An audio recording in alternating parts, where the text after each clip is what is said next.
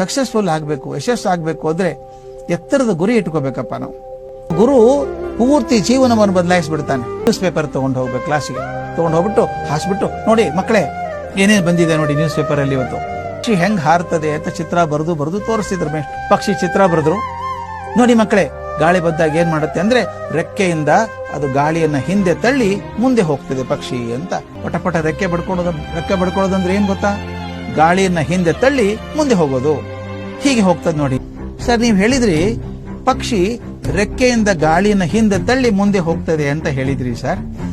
ಆದ್ರೆ ವಿಮಾನದ ರೆಕ್ಕೆ ಹಿಂಗೆ ಇರುತ್ತಲ್ಲ ಸರ್, ಅದು ಬಡ್ಕೊಳ್ಳೋದೇ ಇಲ್ಲ. ಇಂಜಿನಿಯರಿಂಗ್ ಓದಿದ ಹುಡುಗ ಮುಂದೆ ಅಮೆರಿಕ ನಾಸಾಕ್ ಹೋಗಿ ಅಲ್ಲಿ ಕ್ಷಿಪಣಿಗಳನ್ನು ಮಾಡೋದು ಹೇಗೆ ಅಂತ ಕಲ್ಕೊಂಡ.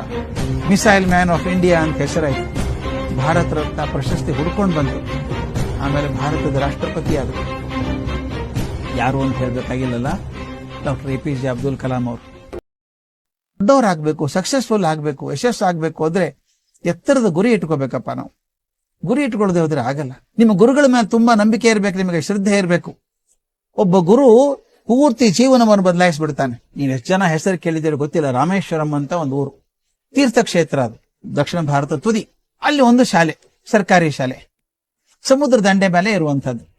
ಅದು ಏನು ಅವಕಾಶಗಳಿಲ್ಲ, ಚೆನ್ನಾಗಿಲ್ಲ, ಶಾಲೆ ಇಲ್ಲ, ಕಟ್ಟಡ ಚೆನ್ನಾಗಿಲ್ಲ, ನೆಲಕ್ಕೆ ಫ್ಲೋರಿಂಗ್ ಇಲ್ಲ, ಬರೀ ಮರಳಿತ್ತು. ಅಲ್ಲಿ ಮಕ್ಕಳು ಶಾಲೆಗೆ ಹೋಗ್ಬೇಕು, ಸಾಮಾನ್ಯ ಬೆಸ್ತರ ಮಕ್ಕಳು ಹೋಗೋದಲ್ಲಿ. ಅಲ್ಲಿ ಒಬ್ಬ ಶಿಕ್ಷಕ, ಅಲ್ಲಿ ಕಲಿಕಾ ಸಾಮಗ್ರಿಗಳು ಏನೂ ಇಲ್ಲ ಪಾಪ ಅವ್ರಿಗೆ. ಆ ಶಿಕ್ಷಕ ಏನ್ ಮಾಡ್ತಿದ್ದ ಗೊತ್ತಾ? ಮಕ್ಕಳ ಬಗ್ಗೆ ತುಂಬಾ ಪ್ರೀತಿ. ಅವತ್ತಿನ ವರ್ತಮಾನ ಪತ್ರಿಕೆ ತಗೊಂಡು ಹೋಗ್ಬೇಕು, ಅವನು ನ್ಯೂಸ್ ಪೇಪರ್ ತಗೊಂಡು ಹೋಗ್ಬೇಕು, ಕ್ಲಾಸಿಗೆ ತಗೊಂಡು ಹೋಗ್ಬಿಟ್ಟು ಹಾಸ್ಬಿಟ್ಟು, ನೋಡಿ ಮಕ್ಕಳೇ ಏನೇನು ಬಂದಿದೆ ನೋಡಿ ನ್ಯೂಸ್ ಪೇಪರ್ ಅಲ್ಲಿ ಇವತ್ತು ಅಂತ ಹೇಳಿ, ನೋಡಿ ರಾಮೇಶ್ವರಮೇ ಜಗತ್ತು ಅಂತ ಕೂತ್ಕೋಬೇಡಿ. ಬಾಂಬೆ, ದಿಲ್ಲಿ, ಕಲ್ಕತ್ತಾ ದೊಡ್ಡ ದೊಡ್ಡ ಊರುಗಳಿದ್ದಾವೆ, ಅಲ್ಲಿ ಹೋಗ್ಬೇಕು, ನೀವು ಬೇರೆ ದೇಶಕ್ಕೆ ಹೋಗ್ಬೇಕು ಅಂತ ಹೇಳಿ ತನ್ನ ಕನಸುಗಳನ್ನ ಮಕ್ಕಳ ಕನಸಲ್ಲಿ ತುಂಬ್ತಾ ಇದ್ದ. ಪ್ರೀತಿಯಿಂದ ತುಂಬಬೇಕು. ಒಂದ್ ದಿವ್ಸ ಕ್ಲಾಸಲ್ಲಿ ಪಾಠ ಮಾಡುವಾಗ ಪಕ್ಷಿ ಹೆಂಗ್ ಹಾರ್ತದೆ ಅಂತ ಚಿತ್ರ ಬರೆದು ತೋರಿಸ್ತಿದ್ರು. ಪಕ್ಷಿ ಚಿತ್ರ ಬರೆದ್ರು. ನೋಡಿ ಮಕ್ಕಳೇ, ಗಾಳಿ ಬಂದಾಗ ಏನ್ ಮಾಡುತ್ತೆ ಅಂದ್ರೆ ರೆಕ್ಕೆಯಿಂದ ಅದು ಗಾಳಿಯನ್ನ ಹಿಂದೆ ತಳ್ಳಿ ಮುಂದೆ ಹೋಗ್ತದೆ ಪಕ್ಷಿ ಅಂತ 15-20 ನಿಮಿಷ ಹೇಳಿದ್ರು.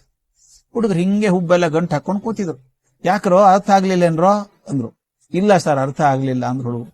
ಅಯ್ಯೋ ದಡ್ಡ ಐತೆ, ಹೊರಗೆ ಬಂದ್ರೋ ಕ್ಲಾಸಿಂದ ಅಂದ್ರು. ಹೊರಗೆ ಸಮುದ್ರ ದಂಡೆ ಮೇಲೆ ಬರ್ಬೇಕು. 100 ಪಕ್ಷಿ ಹಾರ್ತಾ ಇದ್ದಾವೆ.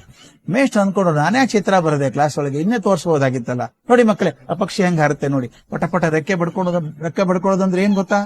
ಗಾಳಿಯನ್ನ ಹಿಂದೆ ತಳ್ಳಿ ಮುಂದೆ ಹೋಗೋದು. ಹೀಗೆ ಹೋಗ್ತದೆ ನೋಡಿ ಅಂತ ಹೇಳಿದ್ರು. 5 ನಿಮಿಷಕ್ಕೆಲ್ಲ ಮಕ್ಕಳಿಗೆ ಅರ್ಥ ಆಯ್ತು, ಮನೆಗೆ ಹೋದ್ರು. ಒಬ್ಬ ಹುಡುಗ ನಿಂತೇ ಇದ್ದ. ಯಾಕೋ ಇನ್ನೇನ್ ಪ್ರಶ್ನೆ ಇದೆಯೇನೋ ಅಂದ್ರು. ಹೌದು ಸರ್, ಒಂದು ಪ್ರಶ್ನೆ ಇದೆ ಸರ್. ಏನು ಸರ್? ನೀವು ಹೇಳಿದ್ರಿ ಪಕ್ಷಿ ರೆಕ್ಕೆಯಿಂದ ಗಾಳಿಯನ್ನ ಹಿಂದೆ ತಳ್ಳಿ ಮುಂದೆ ಹೋಗ್ತದೆ ಅಂತ ಹೇಳಿದ್ರಿ ಸರ್. ಆದ್ರೆ ವಿಮಾನದ ರೆಕ್ಕೆ ಹಿಂಗೆ ಇರುತ್ತಲ್ಲ ಸರ್, ಅದು ಬಡ್ಕೊಳ್ಳೋದೇ ಇಲ್ಲ, ಗಾಳಿ ಹಿಂದೆ ತಳ್ಳೋದೇ ಇಲ್ಲ, ಅದೇಂಗ್ ಹಾರುತ್ತೆ ಸರ್? ಮತ್ತೆ ಅದ್ರ ಇಷ್ಟೊಂದು ಜನ ಇರ್ತಾರೆ, ಅಷ್ಟೊಂದು ಸಾಮಾನು ಹೊತ್ಕೊಂಡು ಹೋಗಿರ್ತಾರೆ, ಹೆಂಗ್ ಹೊರ್ತದೆ ಅದು? ಪಾಪ ಬಡ ಮೇಷ್ಟ್ರು, ಪ್ರಾಮಾಣಿಕ ಮೇಷ್ಟ್ರು. ಹೌದು ಮಗು, ನನಗೆ ಗೊತ್ತಿಲ್ಲಪ್ಪ, ನಾನು ಇದುವರೆಗೂ ಒಂದ್ಸಲ ವಿಮಾನಕ್ಕೆ ಹೋಗೋದಂತೂ ಅಲ್ಲ, ಏರ್ಪೋರ್ಟೇ ನೋಡಿಲ್ಲ ನಾನು.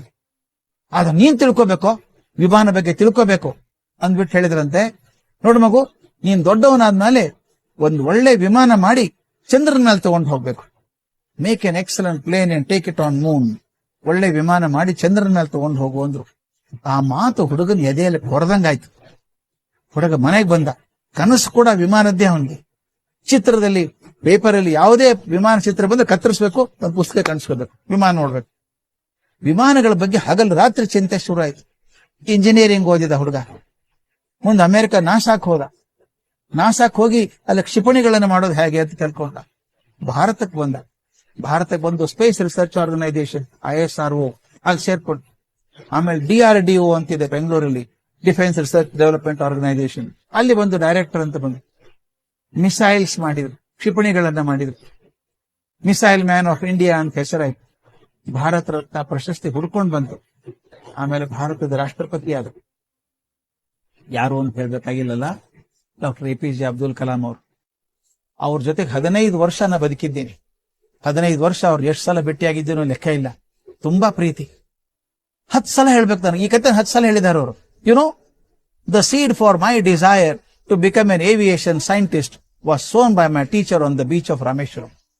ನಾನು ವೈಮಾನಿಕ ಸಿದ್ಧಾಂತವನ್ನು ಕಲಿಬೇಕು ಅನ್ನೋದನ್ನ ನನ್ನ ಗುರುಗಳು ಶಾಲೆಯಲ್ಲಿ ರಾಮೇಶ್ವರಂ ಸಮುದ್ರ ದಂಡೆ ಮೇಲೆ ಹಾಕ್ಬಿಟ್ರೆ ನನ್ನ ಹೃದಯದಲ್ಲಿ ಅಂತ. ಮೇಷ್ಟ್ ಹಾಕಿದ್ದು ಒಂದು ಬೀಜ. ವಿಮಾನ ಬಗ್ಗೆ ತಿಳ್ಕೊಳ್ಳಯ್ಯ ನೀನು ಅಂತ ಒಂದು ಬೀಜ ಹಾಕಿದ್ರು. ಆ ಬೀಜ ಮರ ಆಗಿ ಡಾಕ್ಟರ್ APJ ಅಬ್ದುಲ್ ಕಲಾಂ ರಾಷ್ಟ್ರಪತಿ ಆಗ್ಬೇಕಾದ್ರೆ ಆ ಮೇಷ್ಟ್ ಹಾಕಿದ ಬೀಜ ಕಾರಣ. ಅದಕ್ಕೆ ನೀವು ಇಲ್ಲಿರುವಂತ ಬೇಸ್ಟ್ಗಳಿಗೆ, ಪ್ರಾಂಶುಪಾಲರಿಗೆ ಕೈ ಮುಗಿದು ಬೆಡ್ಕೋಬೇಕು. ನಾನು ಪಾಠ ಮಾಡೋದು ಅಂದ್ರೆ ಅದೊಂದು ಕ್ರಿಯೆ ಅಲ್ಲ. ಏನೋ ಹೇಳಿದೀನಿ, ಸಿಲೆಬಸ್ ಮುಗಿಸಿದೀನಿ. ಸಿಲೆಬಸ್ ಮುಗಿಸೋದನ್ನ ಯಾರಾದ್ರೂ ಮುಗಿಸ್ಬೋದು. ಓದ್ಕೊಡ್ರೋ ನೀವಂದ್ರೂ ಮುಗಿದು ಹೋಗುತ್ತೆ ಸಿಲೆಬಸ್. ಸಿಲೆಬಸ್ ಕಲಿಸೋದು ಮುಖ್ಯ ಅಲ್ಲ. ದಯವಿಟ್ಟು ತಿಳ್ಕೋಬೇಕಾದದ್ದು, we are not responsible to the syllabus, we are responsible to the children. ನಾಳೆ ನಿಮ್ಮ ಕ್ಲಾಸಲ್ಲಿ ಕುಳಿತಂತ ಮಗು ಒಬ್ಬ ಅಬ್ದುಲ್ ಕಲಾಂ ಆಗ್ತಾನೆ ಅನ್ನೋದಾದ್ರೆ, ಒಬ್ಬ KR ನಾರಾಯಣನ್ ಆಗ್ತಾರೆ ಅನ್ನೋದಾದ್ರೆ, ಒಬ್ಬ ಮನಮೋಹನ್ ಸಿಂಗ್ ಆಗ್ತಾರೆ ಅನ್ನೋದಾದ್ರೆ, ಒಬ್ಬ ನರೇಂದ್ರ ಮೋದಿ ಆಗ್ತಾರೆ ಅನ್ನೋದಾದ್ರೆ, ಅದಕ್ಕಿಂತ ಹೆಚ್ಚಿಗೆ ತೃಪ್ತಿ ಕೊಡೋಕೆ ಸಾಧ್ಯ ಇದೆಯಾ? ನಾನು ನಿಮ್ಮ ಶಿಕ್ಷಕರಲ್ಲಿ ಕೈ ಮುಗಿದು ಬೇಡ್ಕೋಬೇಕು. ಒಂದೊಂದು ನಿಮಿಷ ನೀವು ಮಕ್ಕಳ ಹತ್ರ ಕಳೆದದ್ದು ಅವರ ಬದುಕಿಗೆ ತಿರುವು ತರ್ತದೆ ಅಂತ ನಂಬಿಕೆಯಿಂದ ಮಾಡ್ಬೇಕು. ಅಯ್ಯೋ ಮತ್ ಬಂದಪ್ಪ ಪೀಡೆ ಇವನು ಅನ್ಬೇಡಿ. ನಮಗ್ ಗೊತ್ತಿಲ್ಲದಂಗೆ ಬದಲಾವಣೆ ಆಗುತ್ತೆ.